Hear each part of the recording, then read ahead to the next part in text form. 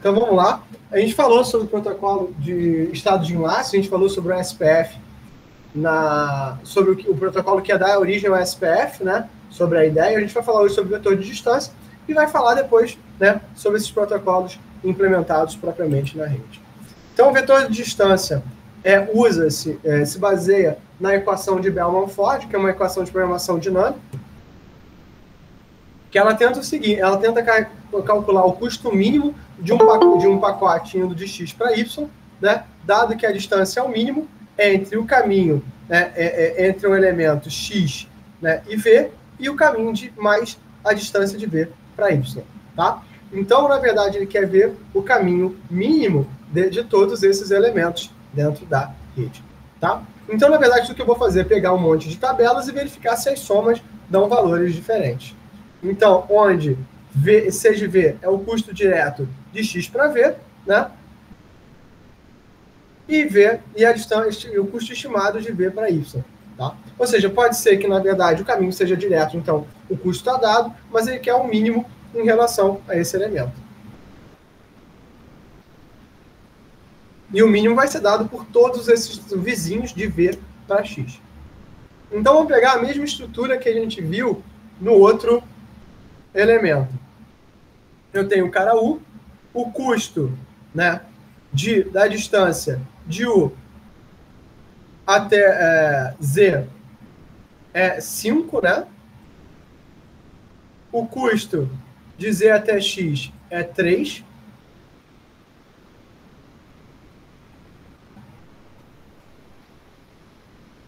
Não, calma aí. Ah, não. O custo de Z até 3 é 5, porque ele faz V para X, X para Y, Y para Z. O custo de Z para X é Z1, 2, 3. O custo de W até Z, o mínimo é 3.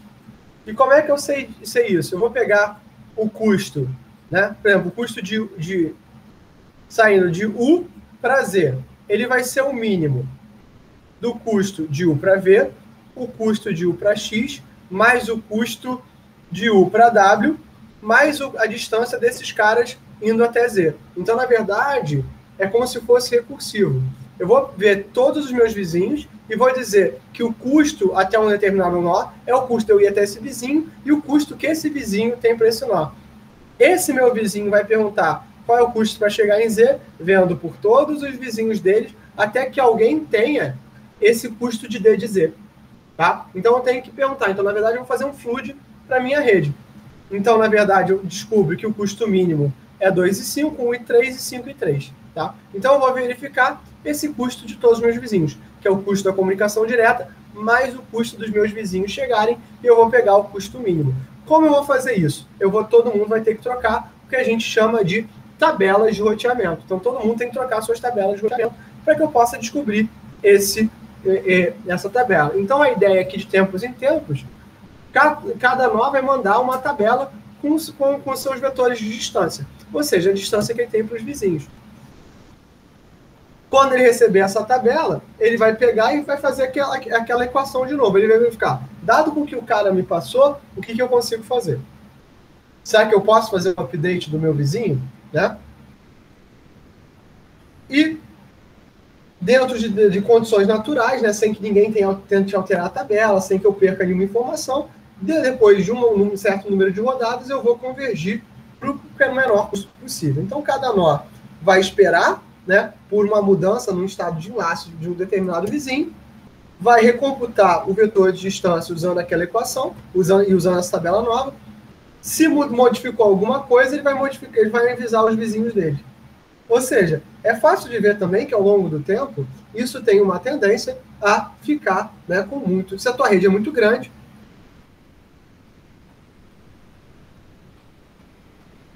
isso tem uma tendência a você, né, trocar muita mensagem. E você vai fazer isso periodicamente. Então, assim, eu vou fazer isso enquanto tiver modificações. Então, pode ser que demore para convergir, né? Pode ser que eu tenha dificuldade para convergir.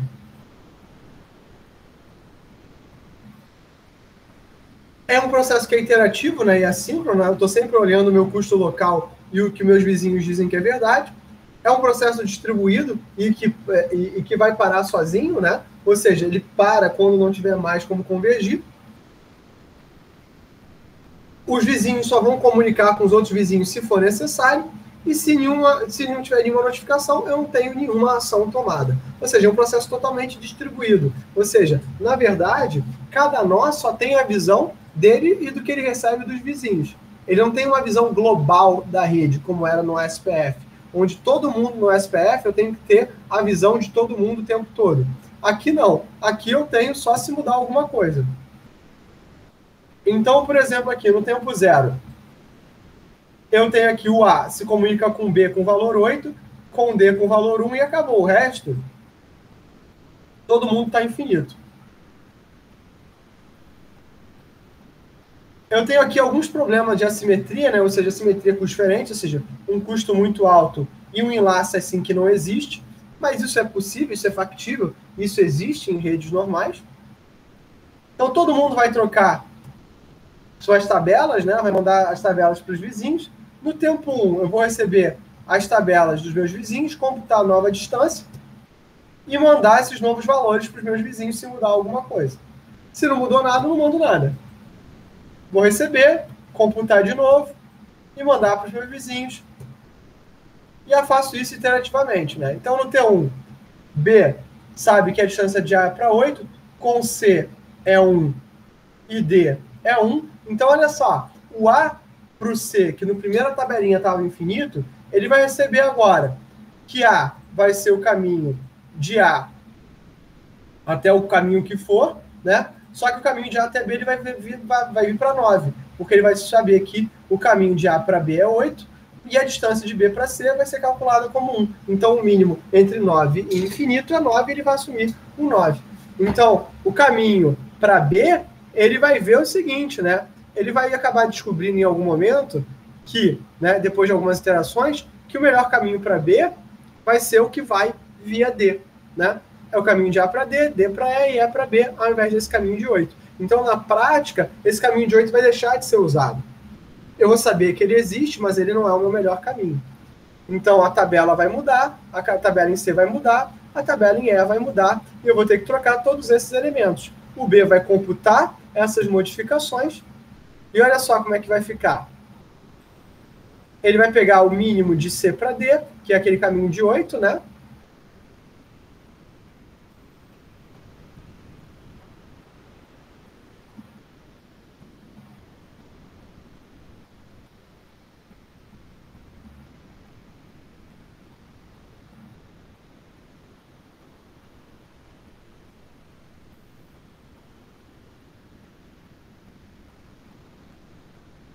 O caminho de C para A também vai mudar. Então, na verdade, aqui, a distância de B para A mantém 8, a distância de B para C mantém 1, a distância de D para D vai ser o mínimo de B para A, que é 8, é alto, ou então B para C mais C para D, B para E e D para E, que vai ser um mínimo de 2. Né? Então, eu vou fazer isso para cada um dos enlaces que eu tenho contato, enquanto isso for acontecendo. Tá? Então, na verdade, o que eu vou fazer é trocando. Só que isso pode demorar pra caramba, né? Então, eu vou ter sempre essa distância desses mínimos sendo atualizada cada vez que chegar uma tabela. Tá? Então, essa é baseada nessa difusão de informação. No primeiro hop, eu vou sempre ver os meus vizinhos. No instante 2, eu vou ver mais vizinhos. No instante 3, a 3 hops de distância. E assim vai. Então, demora. Quanto maior a sua rede, maior o número de divisões. Um protocolo que fazia isso era o RIP, que era o Routing Information Protocol. E para vocês terem noção, o RIP ele tinha um máximo de 16 saltos. Isso é uma coisa que vocês vão ver na internet, de certa forma, que se manteve, porque quando a gente pinga, ou a gente manda um ping, é no máximo 16 roteadores.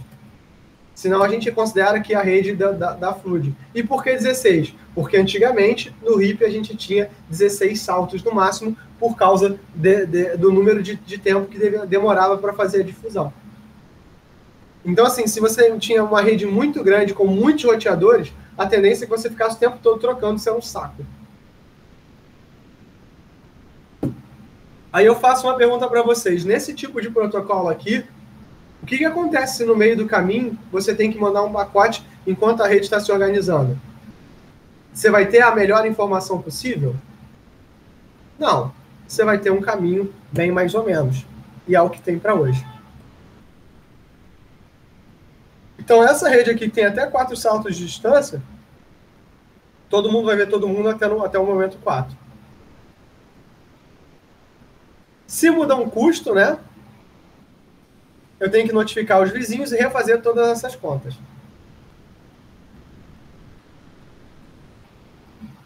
Se muda um custo para maior, né? Eu tenho um problema, né? Porque o Y vai ver que mudou o valor do custo, mas o caminho de menor custo é 5. Por exemplo, para Z. Então, ele vai manter, então ele computa esse menor custo, né, com o custo anterior. Então, vai assim, o que acontece? Se você melhora, é fácil de detectar. Se você piora, na verdade, ele vai estar na memória aquele custo mais baixo e ele vai demorar até entender que aquele custo mudou.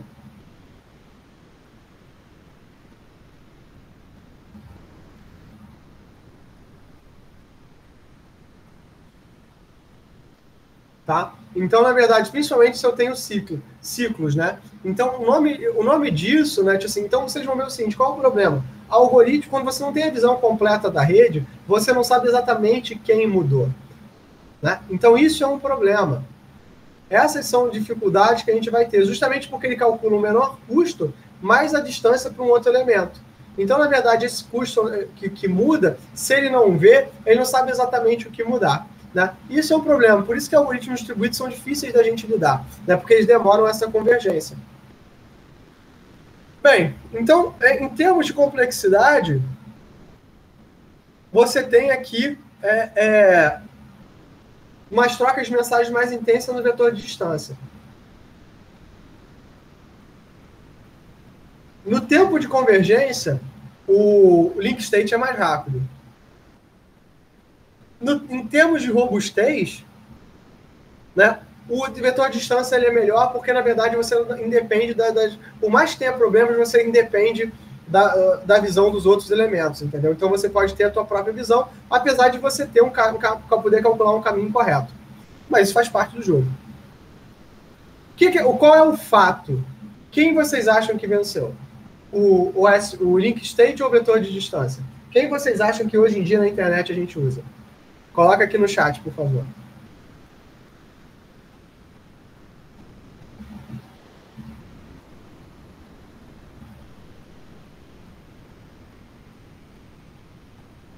Pode repetir, professor, por favor? Entre o vetor de distância e o estado de enlace, quem vocês acham que virou o padrão? Eu acho que é o vetor de distância. No IoT, o vetor de distância é utilizado com um protocolo chamado Ripple, que é o RPL. Mas hoje em dia, a gente, para redes IP, a gente usa muito o ASPF para o que a gente chama de roteamento intra-rede. E esse OSPF que eu vou mostrar aqui agora, né, ele é a implementação do protocolo de estado de enlace. Por que o estado de enlace ele venceu sobre o vetor de distância? Porque o estado de enlace trabalha com o algoritmo em árvore, ou seja, sem loops.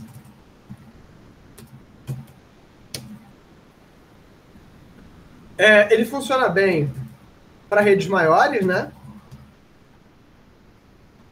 Converge mais rápido. Apesar dele depender da informação da rede como um todo.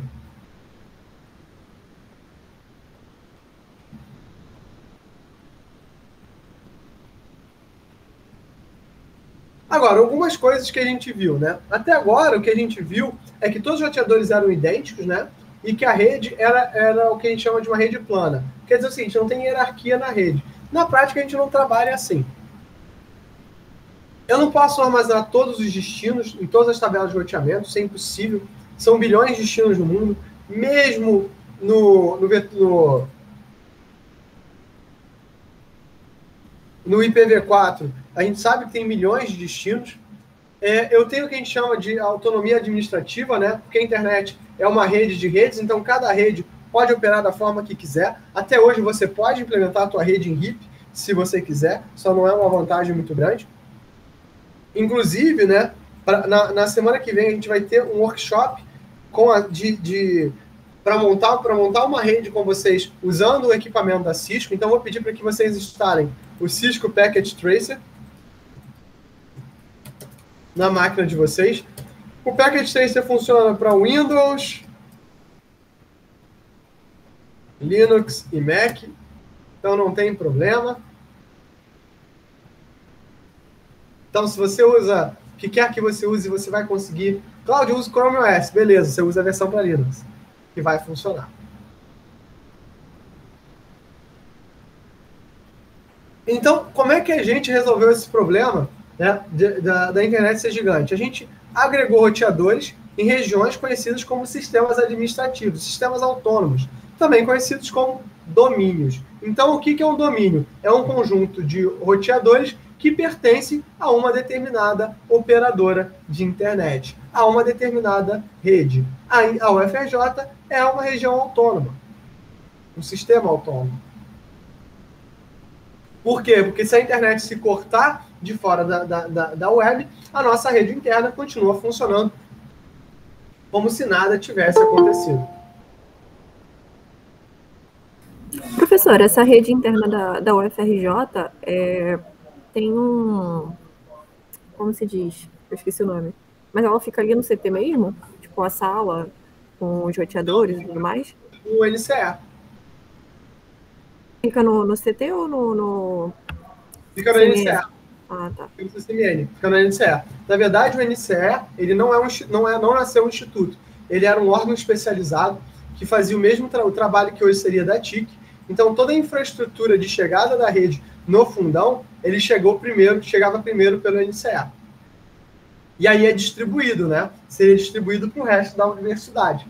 Ou seja, o CT ele é privilegiado justamente porque ele está muito próximo da entrada da internet aqui no fundão. E, na verdade, é mais do que uma entrada, né? Mas acaba que essa infraestrutura, onde se mantém os roteadores e os servidores do SIGA e dos serviços essenciais da universidade, estão lá no NCE por uma questão, né, de infraestrutura. A infraestrutura para lá é um pouco melhor. É claro que um pouco melhor é diferente de bom, mas ainda é um pouco melhor do que a gente tem na prática. Tá? Dentro de um sistema autônomo, né, a única questão que a gente tem que utilizar é que todos os protocolos, todos os roteadores têm que rodar o mesmo protocolo no sistema autônomo. Tá? Então, a gente tem que escolher a mesma regra do jogo dentro de um sistema autônomo. Então, na verdade, e se você quer se comunicar entre sistemas autônomos, a gente também tem que escolher o mesmo protocolo. Então, o que a gente vai ver é que eu vou ter uma estratégia para eu me comunicar entre os sistemas autônomos e dentro do sistema autônomo. Antigamente, a UFRJ trabalhava muito com comutação, né? Tentava manter com uma estratégia de comutação. Hoje em dia, a gente usa o SPF dentro da universidade.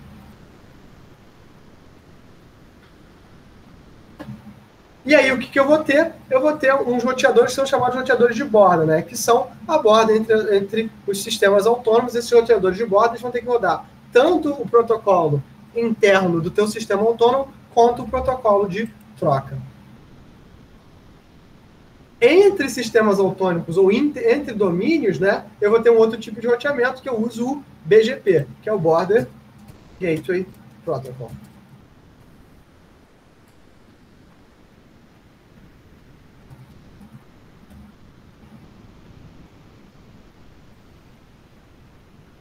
Então, aqui, isso aqui são AS conectados, né? S1, 2 e 3. Isso é o papel da operadora. Então, por que a operadora... Mais uma vez, eu volto no ponto. Por que uma operadora de telefonia de dados, ela diz o seguinte, olha, dentro daqui da minha operadora, ligar de mim para mim, de vivo para vivo, é gratuito. Porque eu tenho domínio sobre essa infraestrutura. Eu sei exatamente o que vai acontecer. Mas eu não sei o que vai acontecer se eu migrar, tipo, da Vivo para Claro, da Vivo para TIM, da Vivo para Oi. Então, essas coisas que são mais complicadas. Eu vou ter aqui uma tabela de encaminhamento, né, comunicada, né, intradomínio, quando eu for um cara de borda, e uma tabela de roteamento interdomínio, quando eu for, né, trabalhar. Então, essas são infraestruturas que eu vou ter que ter associado, tá? Então, vamos supor que o S1 recebe um datagrama destinado para fora do S1. Eu vou rotear até o roteador de borda, e depois o roteador de borda ele vai ter que descobrir qual é que é o destino, a S1 ou a S3, né? Eu tenho alguns protocolos intra-S que são muito famosos, como eu falei, o RIP, né? Eu trocava vetores de distância a cada 30 segundos, não é mais amplamente utilizado. O EIGRP, o Enhanced Interior Gateway Route Protocol, né? Que foi um protocolo proprietário da Cisco por décadas, ficou aberto em 2013, mas aquela também baseado em vetor de distância. E o que acontece? Ele, por ter sido proprietário, ele acabou que ele não foi amplamente utilizado, apesar da Cisco ter utilizado ele para várias coisas. E o SPF, Open Shortest Path First, que é um protocolo aberto, ele é um padrão ISO, né, não é um padrão, não é uma RFC, e que é um protocolo de estado de enlace, é o que na prática a gente usa hoje em dia. Ele é aberto, né? Ele é um link state clássico, ou seja, aquilo que a gente viu no exemplo vai funcionar igual. Cada roteador vai mandar anúncios ao SPF, vai fundar a rede com a SPF. Eu tenho vários tipos de métrica que vão indicar custo, como banda, atraso, o que quer que seja.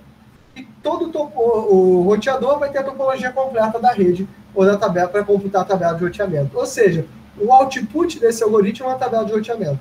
Porque quem vai fazer o encaminhamento é a tabela de encaminhamento. Então, rotear é tomar a decisão de como é a tabela de encaminhamento, mas mandar ativamente o pacote e fazer o encaminhamento. Todas as mensagens são autenticadas para não permitir intrusão. E o que é muito interessante, que eu estava discutindo com vocês, com a turma um pouco antes de vocês, que eu dou aula de segurança, né? É que, originalmente, nenhum desses protocolos pensava segurança, né? Segurança é uma preocupação relativamente recente da rede. A gente não tinha essa segurança pensada antes de alguns anos, né? Isso não era uma preocupação nossa. Teve que passar a acontecer. Uma variação que a gente passou a ter mesmo dentro das nossas redes intradomínio, a gente pode ter hierarquias, né? Como vocês mesmos falaram, eu tenho uma infraestrutura de roteamento ali dentro do CT, como eu tenho também no CCS, né, para as redes internas. Então, o SPF ele pode funcionar de forma hierárquica.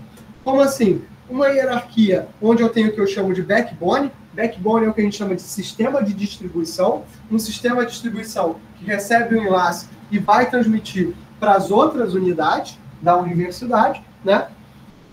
E os domínios, né, internos. Então, esse backbone tem roteadores de borda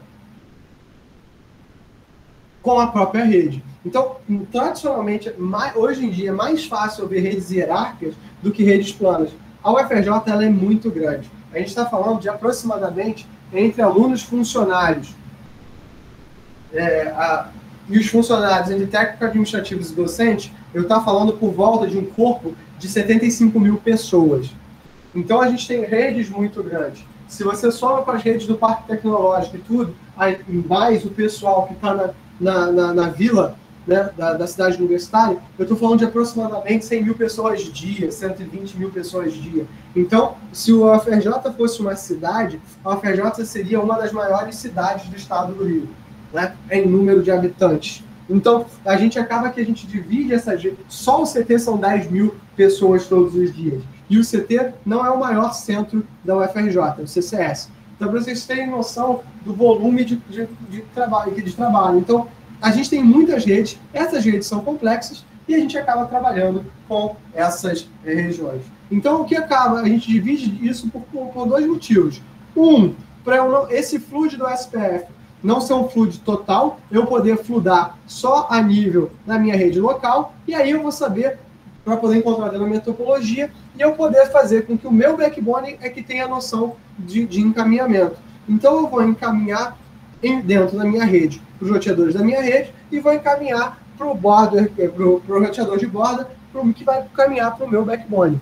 Então a ideia é muito parecida com o que a gente estava vendo entre inter e intradomínio, porque na verdade é a mesma coisa. Eles são chamados, em vez de roteadores de borda, chamados de roteadores de borda de área, né? Que na verdade tenta sumarizar as distâncias para fora. E aí, esses roteadores locais vão fazer o flood local. Isso faz com que a tua rede também seja muito mais saudável. Porque imagina, todo mundo trocando tudo o tempo todo. Isso não faz sentido. Isso não dá, né, como fazer. Tá? E aí, eu vou ter realmente, né, os roteadores para os outros AS, que são roteadores de borda, que vão estar no meu backbone. Isso não tem problema. Esses roteadores de borda vão seguir um protocolo que é o BGP. O BGP hoje é o protocolo mais importante da internet. Durante muitos e muitos anos, o papel das operadoras de telefonia era manter o BGP funcionando. Era só isso. E isso é difícil para burro. A gente só fala do BGP porque ele é o padrão, de fato, ele é o cara que de verdade foi utilizado, né? Como eu falei, o RIP existiu, o SPF é recente, né? Mas o BGP está lá. Ele é conhecido como a cola que cola a internet junta, permitindo que cada subrede, né, anuncie a sua existência e as destinações que ela pode chegar. Então, ou seja, quando eu tenho um ISP, um provedor de acesso, o que é um provedor de acesso? Ele é só um outro domínio, um novo AS, né, que anuncia um conjunto de domínios. Então, você pode pensar o seguinte, que, na verdade, um provedor de acesso nada mais é do que um pedágio para troca de tráfego. E se alguém quer chegar em você, por exemplo, né, por que eu quero chegar no usuário final? Tem uma série de bons motivos para eu chegar no usuário final, né? Porque vai ter gente que vai querer anunciar produtos, então quer, né, trabalhar com essa operadora, vai ter gente que vai querer comprar produtos, então quer trabalhar. Então, o que é um provedor de acesso? Ele é só uma infraestrutura para que as pessoas possam comprar e vender pela web. Ah, comprar e vender o quê? Tudo, né? É só mais uma plataforma. Por exemplo, se eu estou montando a minha empresa e eu quero pagar o Zoom para fazer uma palestra para 500 pessoas, ou fazer uma reunião de trabalho com 500 pessoas, na verdade, essa infraestrutura do Zoom, né, isso é um negócio que paga essa infraestrutura. O BGP provê para cada sistema autônomo o eBGP, que é um jeito de eu saber, né, que é o que a gente chama de Exterior BGP, ou BGP externo, que é um jeito de cada subrede encontrar informações sobre os outros AS, o Interior BGP, né, o BGP interno, que propaga para os roteadores internos para onde eu quero chegar. Isso quer dizer o seguinte, se eu quero mandar para fora da rede para esse tipo de endereço, mando para esse cara daqui. Então, né,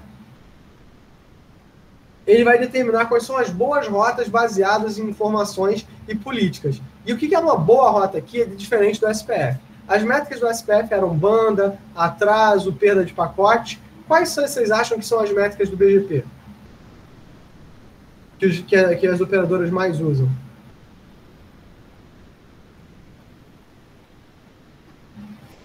O interno é... Felipe perguntou aqui, desculpa, esse interno e externo de respeito aqui é referencial. Externo, outras AS. O interno, qual é o roteador de borda para determinada AS? Foi?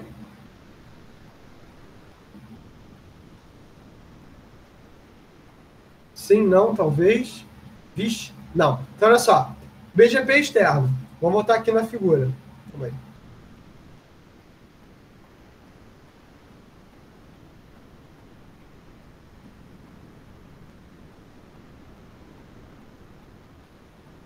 BGP externo. É esse cara aqui da borda saber quem são os outros sistemas autônomos.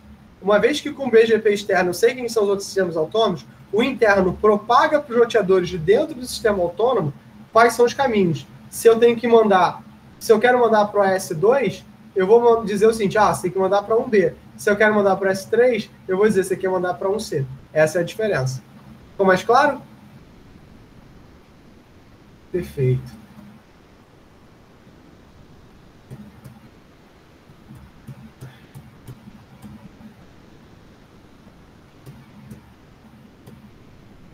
Então aqui, né? S1, S2, S3, esse vermelho é o EBGP e o azulzinho é o IBGP, tá? Então, o 1C, o 2A, 2C e 3A vão ser roteadores que vão rodar tanto o EBGP quanto o IBGP, e os demais só o IBGP.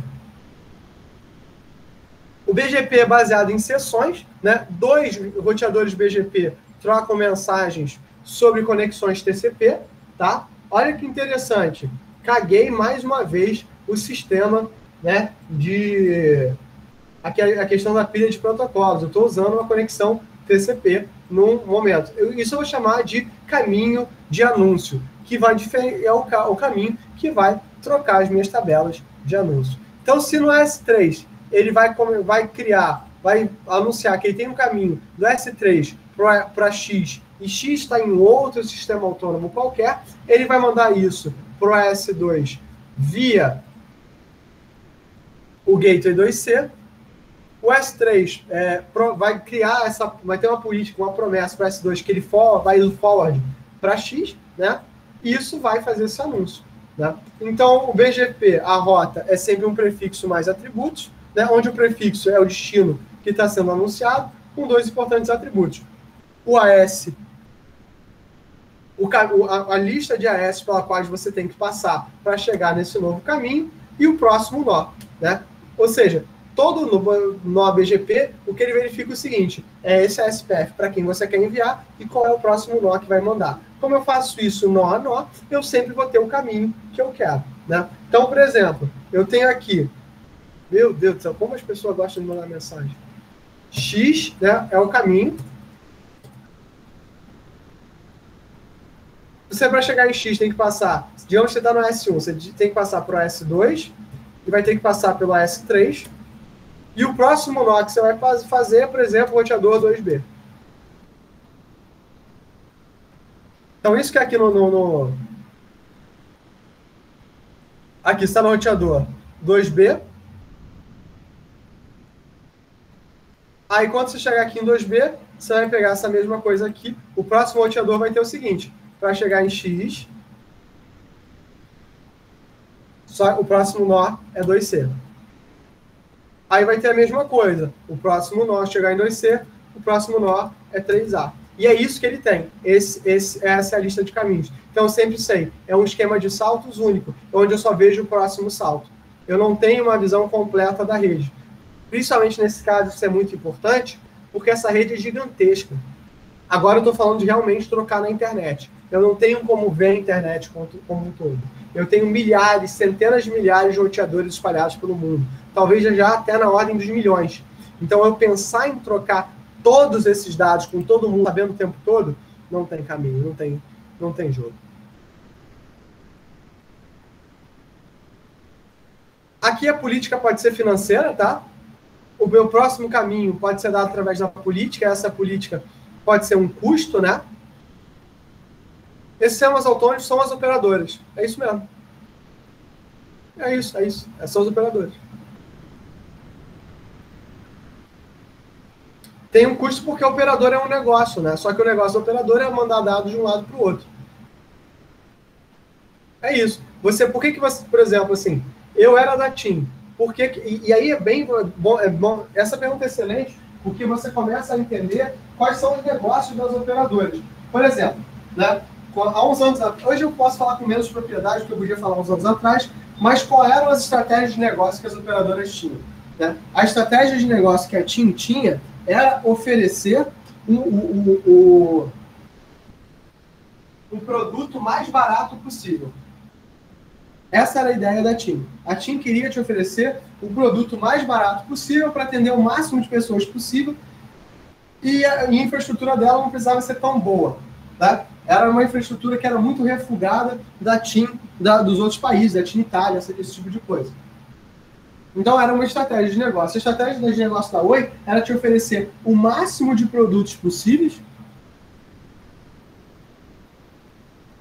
para você poder né, a querer estar na Oi. Né? O alcance da operadora não era nem tão grande, mas podia ser. O negócio da Vivo era te oferecer a melhor infraestrutura, que chegasse em mais lugares e com mais qualidade. Só que para isso ela ia te cobrar mais caro. E o negócio da Claro ia ser um meio de caminho entre a Vivo e a TIM. Tá? Então, o Felipe perguntou assim, que outras coisas podem servir além do dinheiro? Pode ser a banda, é uma coisa que eu vou verificar. Perda de pacotes, o atraso na banda.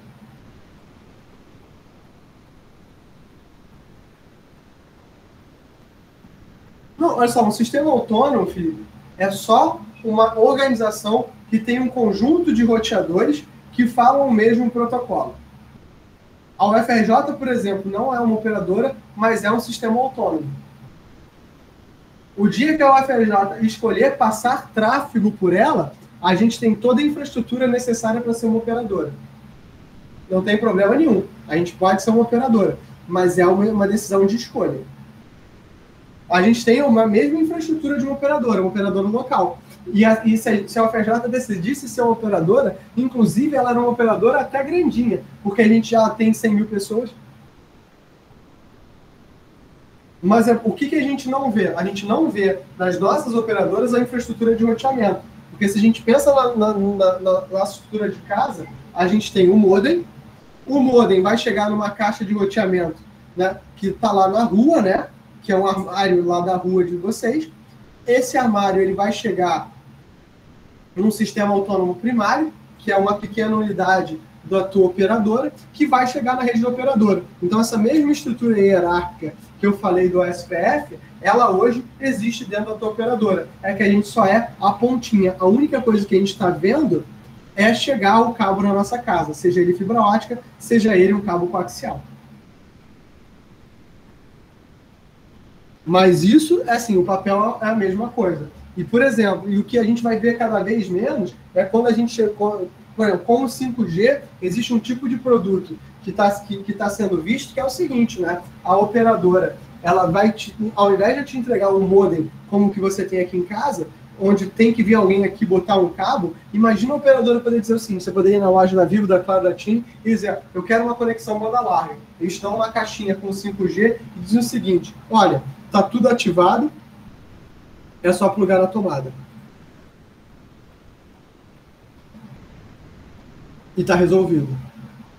Isso é irado demais, gente. Isso é irado demais. E isso é para onde a gente está caminhando. Porque a operadora, ela vai deixar, inclusive, de ter o custo da infraestrutura física, né? De vir alguém na tua casa, instalar, que na prática a gente sabe que é um saco, né? Você alguém vir na tua casa para instalar alguma coisa. A gente sabe que é uma coisa chata para burro. Mas tá ruim, mas tá bom. Né? Tá ruim, mas tá bom. Faz parte do jogo. Né? Então, assim, vocês têm que ficar ligados, entender como essas coisas são, dá para vocês a visão de negócio, né? E para onde as coisas podem estar indo. Tá? Então, até para vocês verem o tipo de produto que está surgindo. Né? Então, por exemplo, se vocês pegam a linha, pegam os computadores hoje em dia, a Apple voltou para ter o próprio processador ARM. Né? Por que a Apple faz isso? O que a Apple ganha tendo o próprio processador em vez de comprar um processador da Intel? A Apple ganha o domínio sobre toda a gama dela de produto. Então, esse tipo de movimento, né, que a gente vem fazendo, que a tecnologia vai fazendo, são coisas que vocês têm que ficar ligados.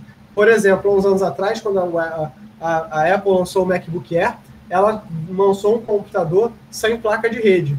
Quando ela faz isso há mais de 10 anos atrás, acho que em 2008, 2009 é o primeiro MacBook Air. Cara, isso é uma parada extremamente revolucionária. As pessoas ficam enlouquecidas. E assim, não no ponto de vista positivo. Na época as pessoas disseram, esse computador nunca vai vingar. Imagina um computador sem placa de rede. Cabeada, eu digo. Hoje em dia, a maior parte das pessoas não usa conexão cabeada. E por que eu posso dizer isso com certeza? Porque hoje o dispositivo mais utilizado para acessar a internet é o celular. E eu nunca vi um celular cabeado. Na verdade, eu já vi, eu minto, um cara que tinha um adaptador micro USB para USB, USB para Ethernet, e Ethernet ligou no cabo e ele fez funcionar. Foi uma parada bizarra. mas tudo bem.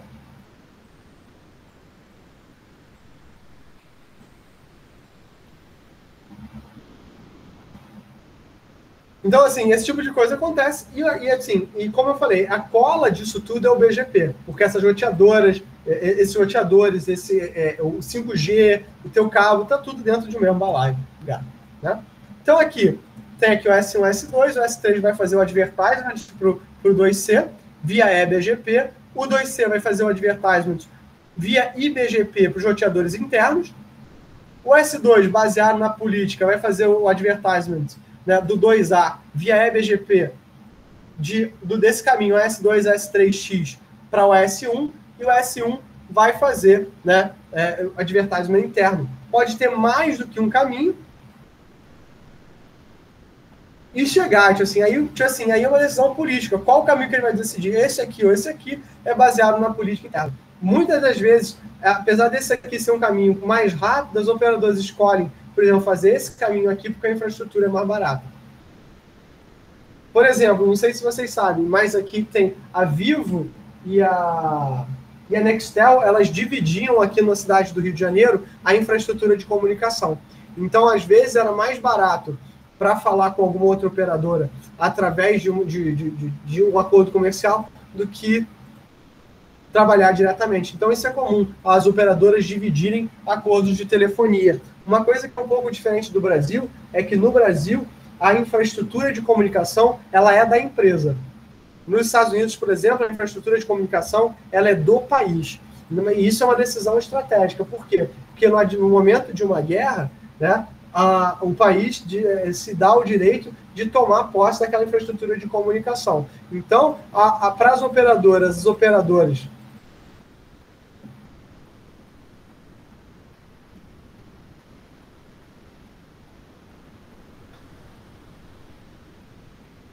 são obrigadas a investir em telecom, né? Elas são obrigadas a investir nessa infraestrutura que elas estão utilizando, mas elas pagam uma taxa para o governo americano. Então, essa é uma questão de noção de estratégia, né, de telecom, que, por exemplo, aqui no Brasil, a gente é muito mais flexível. Esse é um exemplo que a gente é um pouco mais flexível que os Estados Unidos. Mas, por exemplo, hoje a gente não tem uma empresa de telecom brasileira, né? Ou seja, que o capital seja brasileiro. Por exemplo, a Embratel, né, está ligada à Claro, né? A Claro, se eu não me engano, é uma empresa espanhola, né? A Oi é uma empresa alemã, se eu não me engano, está associada a Siemens. A Vivo é a Telefônica, também é espanhola, e a TIM é uma empresa italiana. Nota que interessante, a gente não tem nenhuma operadora de telefonia americana trabalhando em território nacional. Isso é uma coisa que vocês podem procurar entender depois na internet. Por quê? Porque não teve. A AT&T já tentou entrar aqui no Brasil e ela achava que o custo não justificava, né? Ainda mais, né?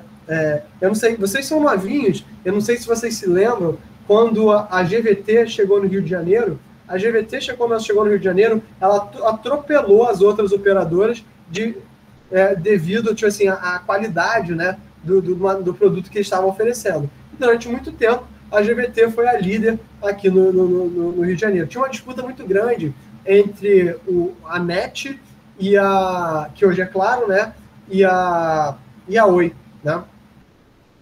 E aí a GVT chega e faz isso. E a TIM tinha uma forma muito ruim, mas dizem que o Live TIM é muito bom.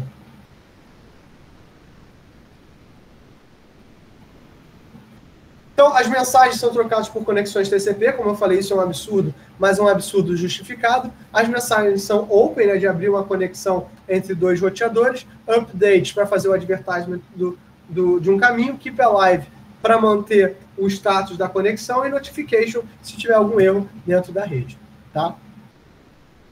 Então, porque na verdade o TCP está na camada de cima, né, Felipe?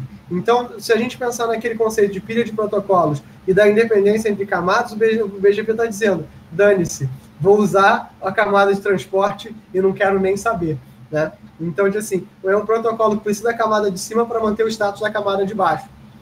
Então, isso é muito louco, mas assim, é um louco que funciona. E funciona tão bem que está há uns 20 anos funcionando. Então, a gente já...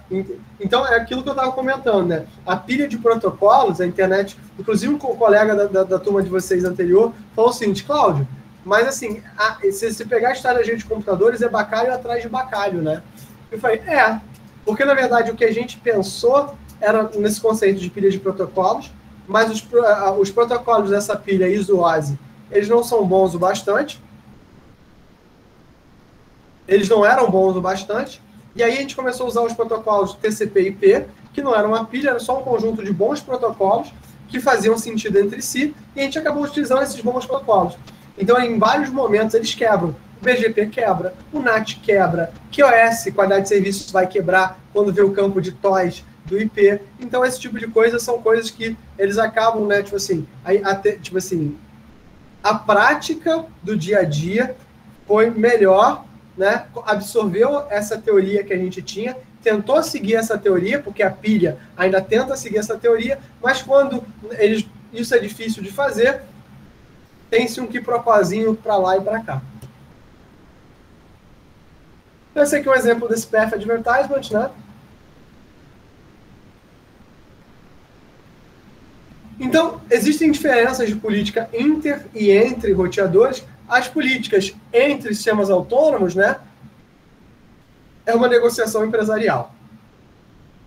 A intra-sistema autônomo é uma decisão de desempenho. Então, tem essa diferença. A escala, né? O roteamento hierárquico vai diminuir o tamanho da tabela de roteamento e vai reduzir os updates de tráfego.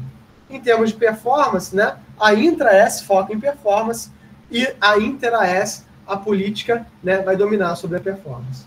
Tá?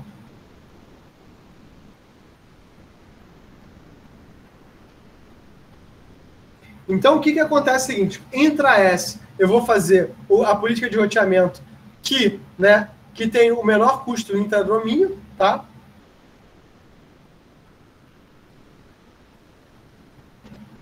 Independente do custo interdomínio, quem vai se preocupar com o interdomínio vai ser o BGP. Um sistema provedor, né, de acesso, como eu falei, ele só quer rotear dentro do tráfego, dentro da sua rede de acesso, e é por isso que a Vivo, que a TIM, que a Oi fazem tanto essa questão, olha, de Vivo para Vivo é de graça, porque dentro da tua rede de acesso eu posso focar em desempenho, então isso é muito barato. Fazer para um outro sistema autônomo, isso acaba sendo caro.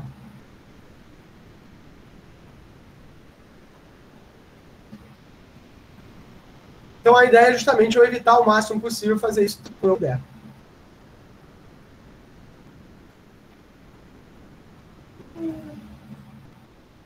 Se eu souber mais de uma rota para um destino, eu vou escolher baseado na minha política. E como eu falei, essa política em geral pode ser um critério. Se, por exemplo, mudou um valor, fiz um novo acordo comercial, eu posso fazer o update da minha rota. E aí entra como a gente faz isso hoje, que é o que a gente chama de plano de controle SDN. O que é o plano de controle SDN? Né? Na verdade, SDN vem de Software Defined Network. Rede definida por software. Cláudio, mas tudo é software. Mas a ideia é diferente. A camada, né, de roteamento, ela basicamente, ela foi historicamente implementada de forma distribuída e de forma monolítica, né? O roteador contém hardware para fazer a comutação, roda uma implementação proprietária dos protocolos da internet, né, como o RIP, o SPF, o BGP, ou usando um sistema proprietário como OS, como Cisco IOS, tá? E Cisco IOS é o sistema operacional que a Cisco roda nos roteadores dela. Existem outros sistemas operacionais livres, como, por exemplo, o Coyote Linux, que é um Linux feito para fazer roteamento, e hoje em dia tem muita gente fazendo Raspberry Pi como roteador.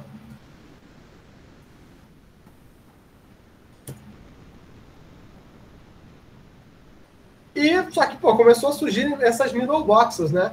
Firewall, balanceador de carga, NAT, caixas que vão estar entre o meu tráfego que vem da rede e a minha rede interna. E aí, em 2005, a galera falou assim, cara, isso está muito difícil, está ficando muito grande, então vamos repensar esse controle aqui. Ao invés de deixar o roteador controlar, né, ou seja, o algoritmo rodar em todos os roteadores, e a gente viu que o roteamento é um processo caro, porque tem quem calcular o SPF, fazer a tabela e tudo. Vamos fazer o seguinte, vamos tirar o roteador o roteamento do roteador, vamos deixar só o trabalho de encaminhamento e vamos calcular essas tabelas de roteamento em algum outro lugar, onde eu tenho poder de processamento. Isso é que é uma rede definida por software. Tá? Essa figura a gente já mostrou 350 milhões de vezes. E qual é a vantagem disso? Né? Eu posso fazer esse roteamento fora. Isso é muito dentro da operadora, tá? Porque a operadora tem domínio total sobre a rede dela. Então, o que eu vou fazer? Eu vou transformar o meu roteador num switch, num comutador, num encaminhador de camada 3, que vai encaminhar datagramas IP, mas a decisão de como encaminhar eu vou calcular de forma centralizada. E é isso que eu vou fazer. E isso vai fazer com que esse roteador que gastava processamento para calcular a rota, para trocar mensagem, ele não gasta mais processamento com isso. Ele vai gastar processamento só encaminhando. O que torna um cara que já fazia isso rápido, vai fazer isso absurdamente mais rápido. Então, por que vai fazer isso de forma centralizada? Primeiro que eu não estou fazendo isso de forma exatamente centralizada. Eu estou fazendo isso de forma centralizada dentro da rede privada da operadora. Mas a vantagem disso é o seguinte, é mais fácil de eu fazer o gerenciamento e evitar configurações erradas em roteadores. Como é que eu configurava roteadores antigamente? Eu ia ter que configurar roteador a roteador. Como assim? Eu ia ter que entrar na configuração do roteador, configurar aquele roteador e seguir em frente. Pô, Carlos, mas isso era muito ruim. Mais ou menos. Tinha umas formas inteligentes de fazer isso. E, por exemplo, a Cisco permitia que você fizesse um script de roteamento fácil, que você pudesse trocar entre vários roteadores. Né? Então, na verdade, o que eu tenho aqui é uma API, né, que a gente vai falar do OpenFlow. O OpenFlow é um sistema que trabalha com essa questão de redes definidas por software, né, que vai permitir a programabilidade de roteadores. Então, eu vou fazer essa programabilidade, ou seja, pegar esses roteadores, decidir as tabelas de caminhamento, né, que vai ser computado de forma central. E a forma mais fácil de eu fazer isso, né? Ou vou fazer isso de forma distribuída, que eu vou computar as tabelas como resultado de um algoritmo de programação distribuída, feito em cada um desses roteadores. Isso não é o que a gente faz em geral, em programação centralizada.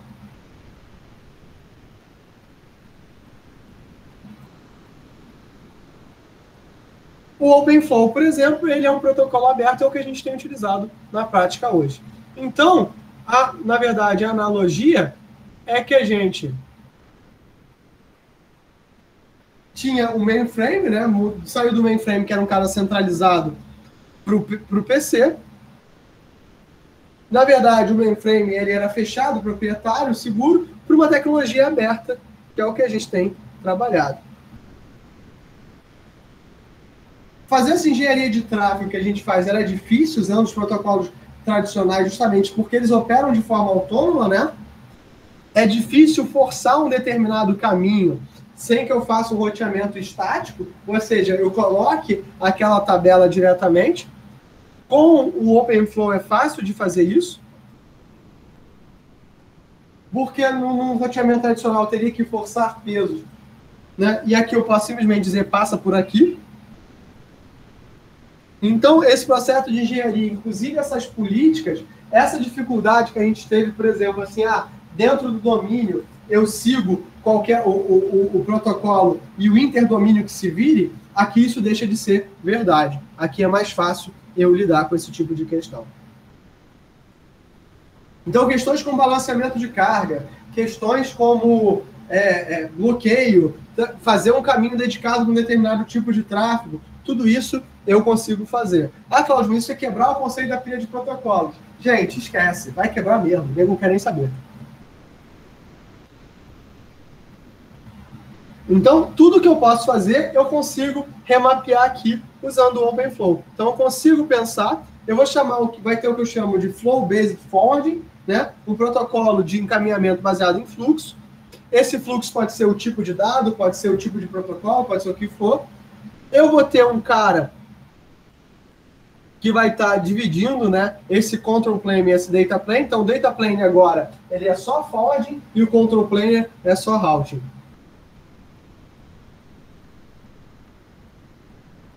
E essas aplicações agora de roteamento, de encaminhamento, elas são todas programáveis dentro desse control plane e jogadas para o data plane. Tá? Então, esses data plane switches, ou switch de layer 3, então assim, vocês vão ver essa diferença de agora de router, ou roteador, e o switch layer 3. A diferença é que o router tem software para fazer cálculo de tabela de roteamento. O switch layer 3 só faz encaminhamento. E é só isso. Ah, Cláudio, mas eu comprei um switch layer 3 que calcula a rota. É porque, na verdade, o produto está nomeado errado. Isso é muito, muito comum. Então, se você, na verdade, for em algum momento trabalhar para alguma empresa e um dos seus papéis vai ser a administração e controle da rede, galerinha, toma cuidado com as coisas que vocês compram, porque eu já comprei muito gato por lebre, porque eu olhei a caixa do produto e ela me induziu ao erro, né? Eu não tinha conhecimento para saber a diferença, não conhecia o produto, precisava resolver um problema rápido, comprei e gastei dinheiro 2 vezes. Então, tomem cuidado. Então, acaba que esse encaminhamento aqui vai ser muito mais rápido, né? O fluxo, né? Agora, computado, instalado sob supervisão, eu vou ter uma API, né? Para mandar essas tabelas de encaminhamento e eu vou usar um protocolo de comunicação com o comunicador, que vai ser, no caso, o OpenFlow. Tá? Eu vou aqui botar só o link do OpenFlow para vocês, para que, caso vocês queiram brincar um pouquinho com ele em casa, ver como é que é, tem os simuladores, é legalzinho.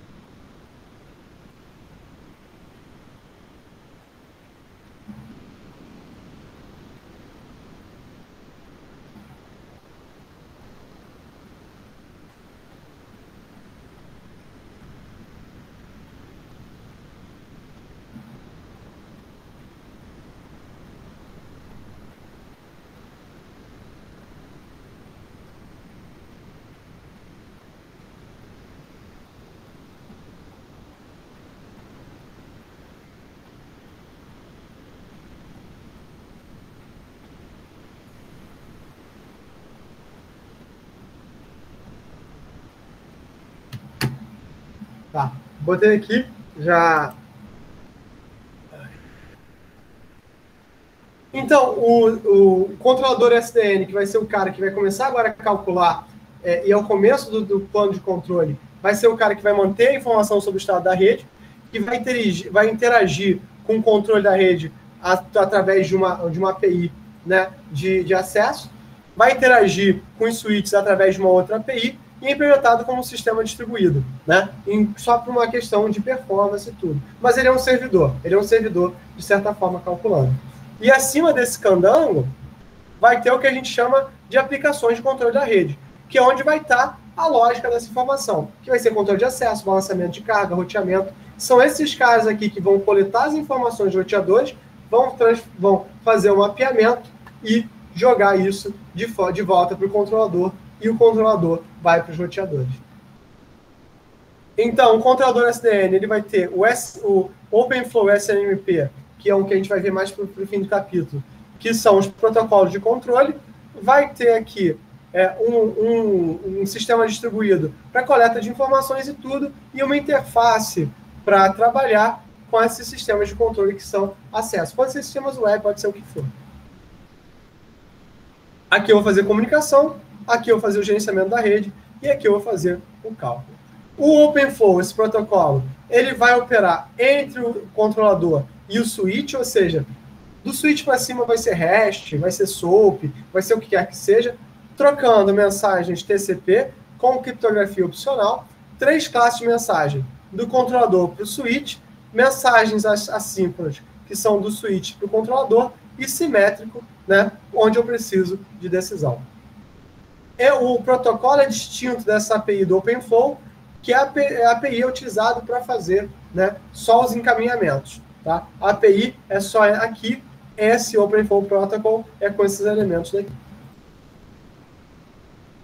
Quais são as mensagens-chave? Features, né? Eu quero saber o que tem em cada switch. Configuração, onde eu vou botar os parâmetros. Modificar status, que é inserir ou remover ou modificar fluxos na tua tabela. Né? E o packet out, que é mandar...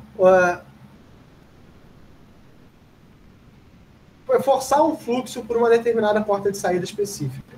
Tá? O packet in, né, que você vai receber entradas só por uma determinada porta, remover o fluxo, né, remover a tabela inteira, né, ou port status, saber se mudou alguma coisa dentro de uma porta ao mesmo tempo. De forma certa, né, os operadores da rede não programam os switches mandando mensagem OpenFlow direto, eles vão controlar isso no nível da rede, então, na verdade, esse SDN controller é que gera essas mensagens. Então, por exemplo, aqui, eu quero implementar o Dijkstra, eu vou fazer, ou seja, eu quero implementar o SPF dentro do SDN, eu vou calcular fora da rede. Então, aqui, eu vou pegar as informações do switch via OpenFlow, vou pegar o estado do enlace desse switch, vou mandar para fora da rede para calcular o Dijkstra, vai vir uma resposta e ela volta para a rede, ao invés disso acontecer exclusivamente com a troca de dados dentro da rede. Parece mais complicado, mas é só uma forma de eu poder enxergar a rede como um todo. É o que a gente chama de programabilidade da rede. Eu agora não estou programando, não estou configurando um roteador. Eu estou configurando a rede como um todo. Quando eu tenho milhares ou centenas de milhares de roteadores, isso é mais fácil.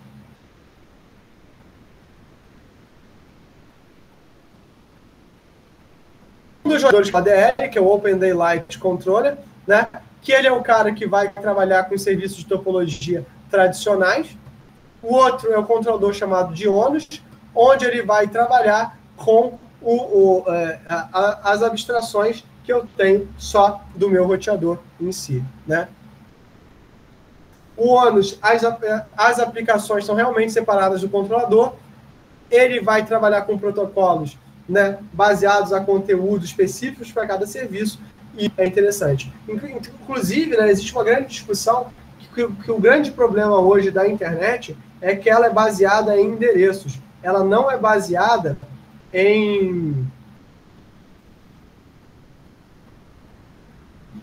no conteúdo, né? Então, na verdade, assim, se você quer, por exemplo, ver uma mensagem no Globo.com, você não quer saber se essa mensagem veio de verdade do Globo.com.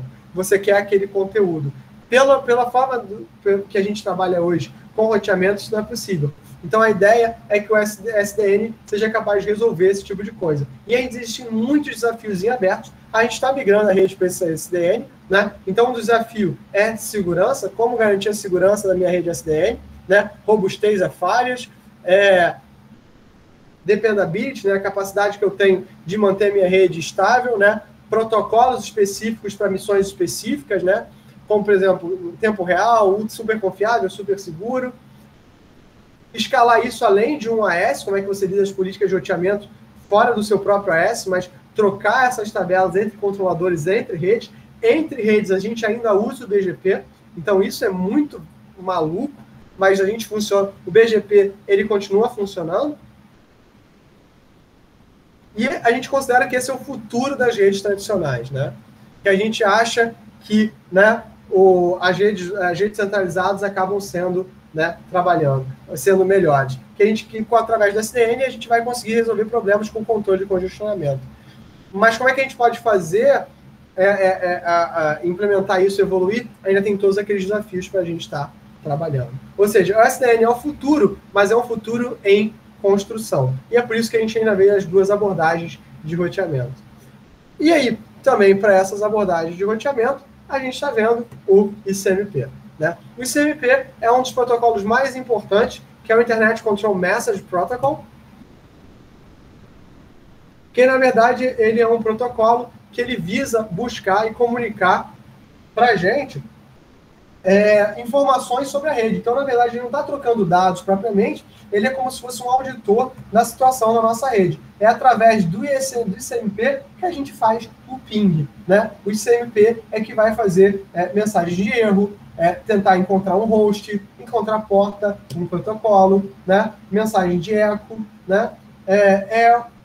Considerado acima do IP, mas ainda na camada de rede. Existe uma discussão se o ICMP não estaria na camada do transporte. Vocês vão ver algumas representações no qual o ICMP está associado à camada de transporte, justamente porque ele estaria acima do IP. Ou seja, ele é uma mensagem que é encapsulada dentro do IP e que usa e que presta serviços para o IP. Então, essa discussão é uma discussão que não leva a lugar nenhum, né? Saber se está em cima do lado, se é da camada de transporte ou de rede ou não. Mas, né, de onde é que essa discussão surgiu? Porque se você é transportado dentro do IP, ou do TCP, ou de qualquer que seja, você não seria da camada de rede. Então, essa discussão existe, eu não sei, não é muito útil, mas é importante para a gente entender o que a gente está fazendo, né? Então, a mensagem vai ter um tipo, né? Um código de 8 bits e o datagrama causador do erro. O tipo dela, se é um echo reply, se é um host unreachable, se é um network unreachable, host unreachable, protocol unreachable, port unreachable. Cada um disso aqui, olha, network unreachable, o IP não achou a porta, host unreachable, o enlace não achou o host. Eita, nossa senhora. Só um instantinho, pessoal.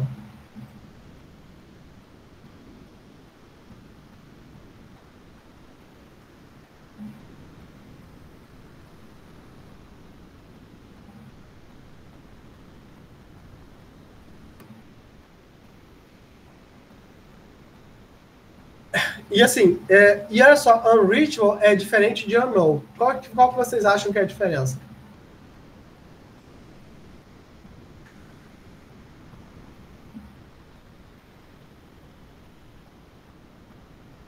Cara, no Unreachable a gente sabe que ela existe. Não sei como que sabe, mas sabe que ela existe.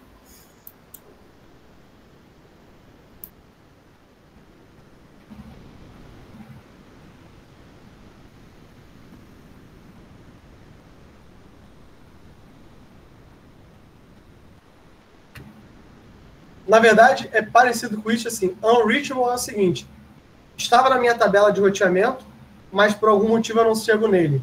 Unknown é, de onde é que você tirou esse negócio? Entendeu?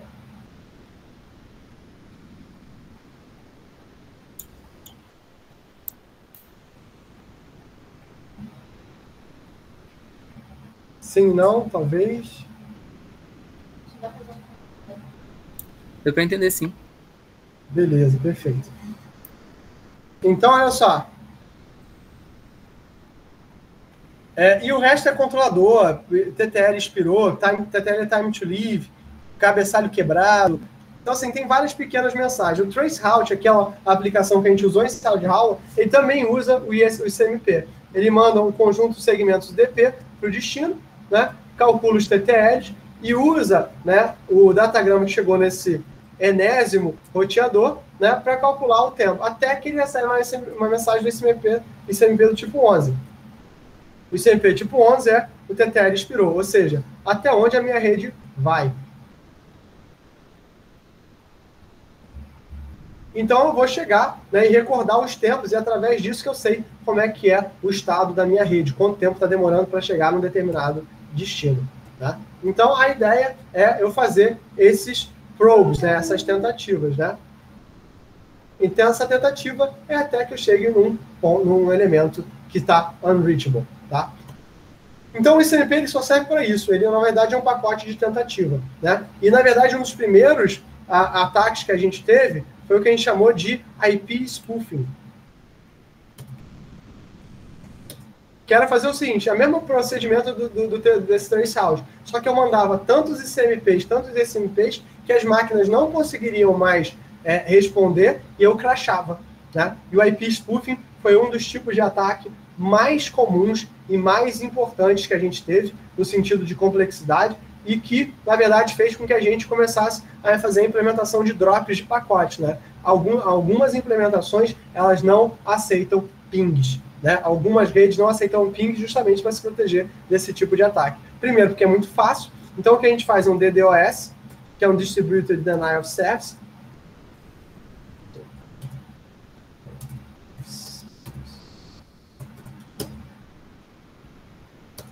E se vocês buscarem na internet DDoS, IP spoofing, vocês vão ver alguns casos que aconteceram na internet. E vocês vão ver que tem ferramentas. Se vocês instalarem o Kali Linux, né, numa máquina, vocês vão ver, né, que o Kali, que é um sistema operacional destinado à segurança, uma das coisas que o Kali faz é prover para vocês ferramentas de IP spoofing. E por fim, a última coisa que a gente vai falar no capítulo, que é do SNP. O SNP vem de Simple Network Management Protocol, protocolo simples de gerenciamento da rede. Então, o que é um gerenciamento da rede? Na verdade, né, qualquer sistema autônomo tem milhares de elementos de hardware cooperando. Se você pensa na tua casa você tem os computadores, você tem os celulares, você tem o modem, você tem a TV às vezes, né? Você tem e qualquer outro elemento que esteja na tua casa. Tipicamente, digamos, você tem um computador e um celular e um modem, você já tem pelo menos 3 equipamentos. Cláudio, mas a minha casa tem mais coisas, beleza, mas o mínimo seria isso, né? E outros sistemas vão querer monitoramento, configuração, controle, né? Imagina, aviônica, usinas nucleares, fábricas e outros. A gente está chegando naquela coisa que a gente fala que é a indústria 4.0. Ou seja, o teu ambiente industrial, ainda mais para vocês de controle, isso é muito importante, as redes industriais estão caminhando para redes IP. Né? Então, essas redes que têm dezenas, centenas de milhares de componentes que têm que ser monitorados em tempo real, eles precisam ser analisados. Né? Então, o gerenciamento de rede vai incluir a implantação, integração e a coordenação de hardware, software e elementos humanos dentro da rede, que devem ser monitorados. Então, a segurança também é um problema. Então, aquela tiazinha que coloca usuário e senha colado no monitor, no post-it amarelo, ela é um problema de segurança.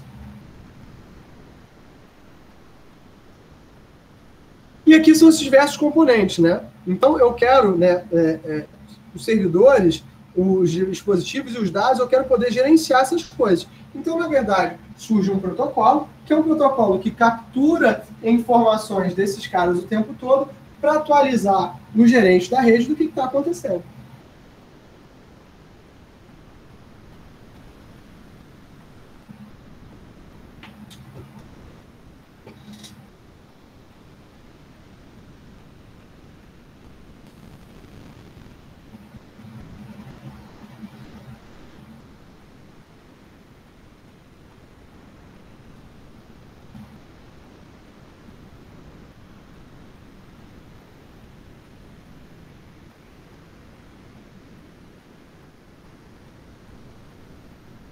E aí eu vou ter diversas, né,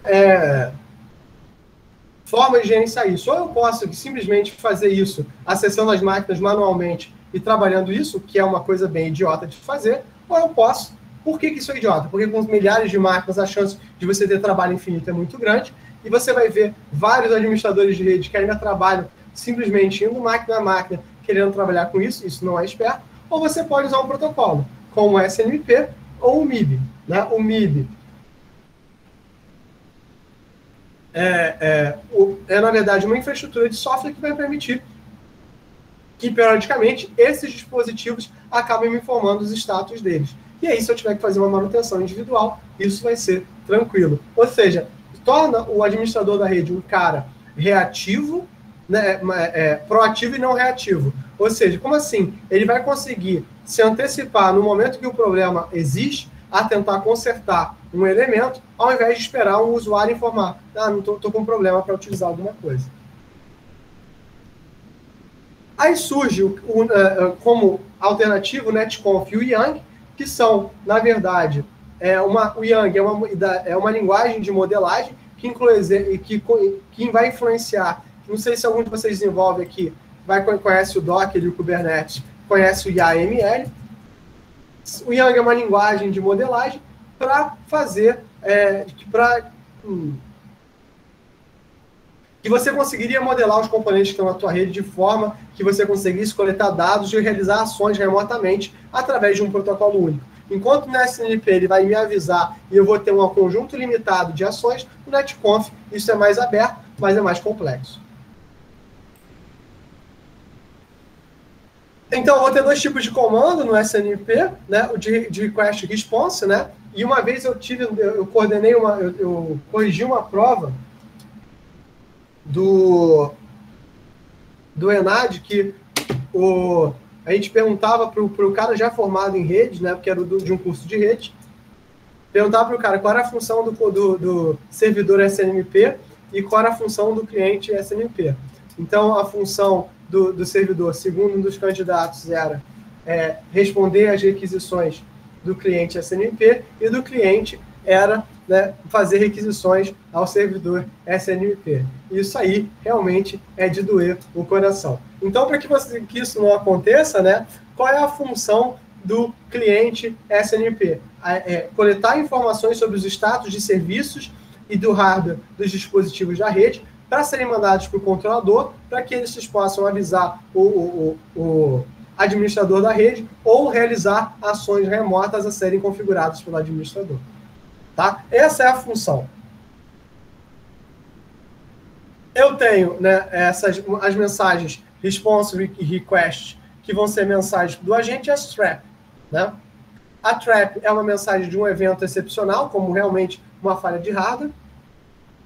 E a mensagem, já volto, do request e response vão ser mensagens de coleta de dados, coleta de valores de equipamentos, o MIB value, o valor é uma identificação do dispositivo, e as mensagens de respostas ao elemento. Então, assim, a função do cliente SNMP é a coleta de eventos e de informações sobre os dispositivos da rede.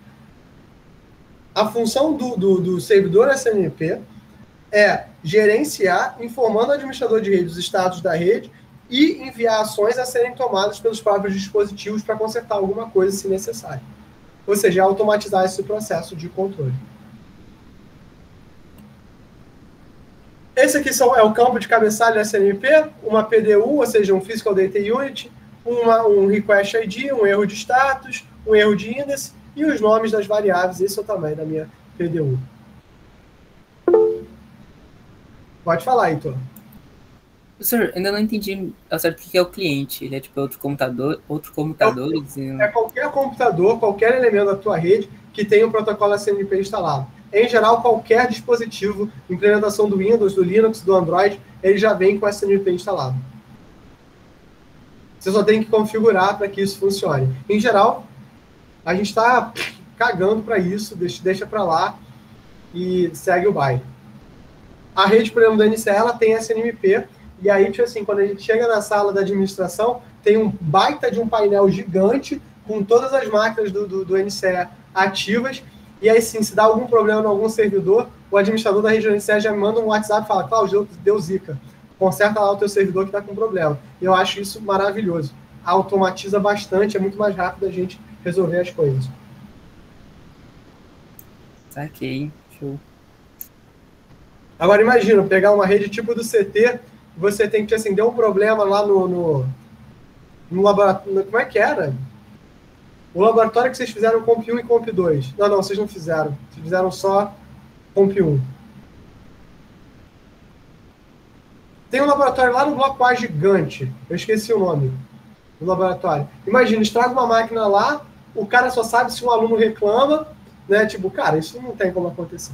Né? Isso aí é muito pouco profissional. O MIB vem de Management Information Base, né? Que é essa base de dados, né? Do servidor operacional. Cada dispositivo vai ter um módulo MIB, né? E cada dispositivo ele é definido por uma FC, o que vai ter nessa base de dados. Eles vão seguir o que a gente chama de SMI, que é uma definição, um Structure of Management Information.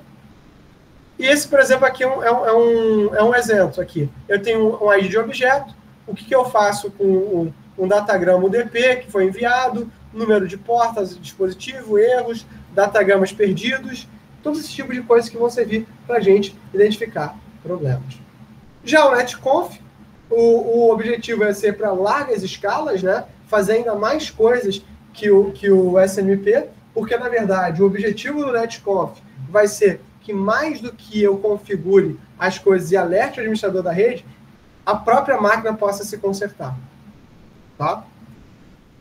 Então, opera entre o servidor de gerenciamento e os dispositivos, né? Fazendo ações como recuperar dados, setar configurações, fazer modificações, ativar configurações. Cada ação que ele dá é uma ação que vai funcionar, ela é atômica, ou seja, ela é simplesmente executada, mas pode ser executada por diversos dispositivos, né? E ele pode buscar em dados e estatísticas sobre as operações de dispositivos, buscando notificações sobre os exemplos e tudo. Usa um paradigma chamado RPC. RPC vem de Remote Procedure Call, ou seja, é uma chamada de procedimento remoto, ou seja, eu, administrador, configuro alguma coisa e remotamente isso vai ser executado. Isso é formatado em XML. XML é uma linguagem de formatação, né? Vocês podem pensar que o HTML é parecido com... seria um dos formatos definidos por um XML, ou uma coisa nesse sentido, né? Mas é uma linguagem de formatação muito utilizada. É mandado através de uma conexão segura, também mandado através da camada de transporte. Começa uma sessão com o dispositivo, trocando hello, vou ter uma chamada de procedimento remoto e um reply, e assim para cada dispositivo, coisa que eu quero fazer, e eu só termino isso através de um fechamento de sessão. Então, eu tenho uma mensagem de configuração, né, pegar a configuração do dispositivo, pegar informações sobre ele, editar configurações, locar ou alocar configurações e criar subscrição para eventos, né? Ou seja, criar anúncios de eventos. Isso aqui é um exemplo de chamada, que é no XML, do RPC com as configurações de roteamento. Isso facilita, porque, na verdade, você pode criar, na verdade, algoritmos para fazer manipulação. Qualquer biblioteca tem leitores de... Qualquer linguagem de programação tem leitores de XML embutidos, né? Eu posso mudar uma configuração que está funcionando, mudar o MTU numa interface 00, numa interface para 1500 tamanho desse MTU. Então, aqui eu tenho um configurador, vou mandar essa mensagem e ela chega, né, para o meu dispositivo para ser mandada. Então, eu consigo verificar a minha rede como um todo em alguns instantes com um único comando. Eu passo isso para diversos roteadores como um todo. Professor, Olha, o Yang, ele é um tipo de netconf? Não entendi. O Yang é a linguagem que a gente usa pelo netconf para fazer aquele XML que a gente faz, aquela definição de XML.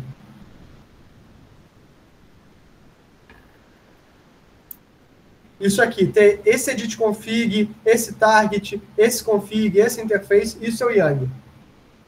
Por exemplo, no HTML eu tenho body, eu tenho image, eu tenho o paragraph. Então, essas definições é que definem o HTML.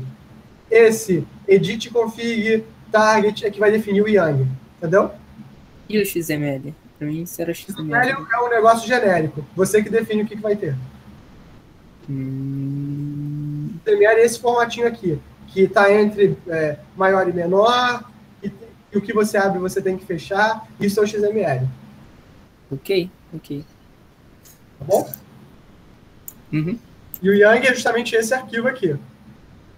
Então, você está vendo aqui, Yang Generated XML. Então, essa linguagem é que vai gerar uma coisa nesse formato de XML. Então, basicamente, a gente viu muita coisa só sobre rede. Essa camada de controle, ela é difícil. Então, eu recomendo vocês pegarem o livro e darem uma olhada forte. Eu mandei no chat, na aula passada, um material para vocês darem uma olhada. Eu vou postar lá no Classroom, né?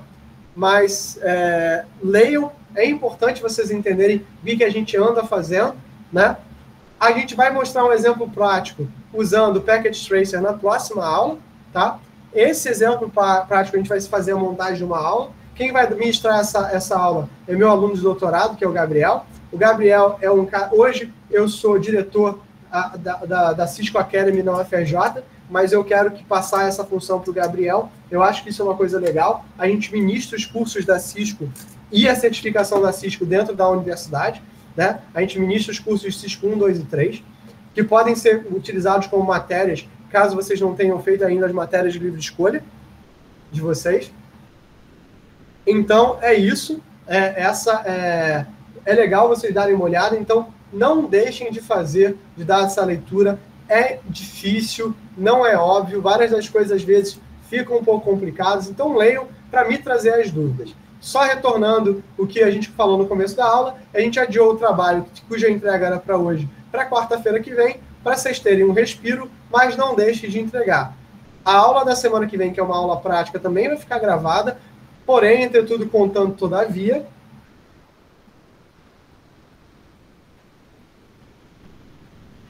também vai ter um trabalho desse material prático, tá? Então, na próxima aula que vocês estiverem comigo, eu vou começar a camada de enlace.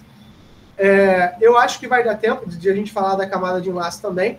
E a minha expectativa é falar com vocês também sobre o capítulo de rede sem fio. E aí vocês têm uma visão muito completa do livro, ficaria faltando só o capítulo de segurança, que seria uma disciplina à parte. Mas se vocês quiserem, vocês vão conseguir ler. E a gente vai dar o livro quase todo ao longo do curso. Então é bastante coisa, gente. E eu preciso que vocês leiam. Não deixem de ler, porque tem bastante material. Então é isso. Muito obrigado mais uma vez pela presença de vocês. Eu desejo a vocês uma ótima semana, um excelente final de semana, e eu vejo vocês todos na próxima segunda-feira. Professor, precisa baixar alguma coisa? Professor, obrigada.